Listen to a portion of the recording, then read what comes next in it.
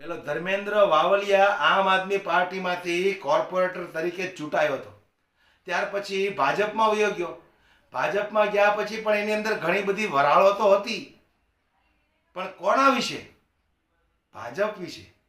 એટલે જેવો મોકો મળે એવો ચોકો મારી દે કે ભાઈ ભાજપની અંદર તો આમ ચાલે છે, ભાજપની અંદર તેમ ચાલે છે, ફલાણું છે, ઢેકડું છે. પણ હવે ક્યાં જવું? ત્યારે વળી પાછું 2 દી પહેલા પોસ્ટ કરી દીધી કે ભારતીય જનતા પાર્ટીના 5% કાર્યકર્તાઓ ભારતીય જનતા પાર્ટીના કામોથી ખુશ નથી. એટલે 5% નહીં, 75% ખુશ નથી. પણ આ તો ગલકું બટકી ગયું છે. ક્યાં જવું? બાપુજીના વખાણ કરે તો પબ્લિક ગાયરું દે છે, બાપુજીને ટીકા કરે તો પબ્લિક મેણા મારે છે. જાવું ક્યાં? 75% લોકો નારાજ છે, તમે 5%ની વાત કરો છો? હે?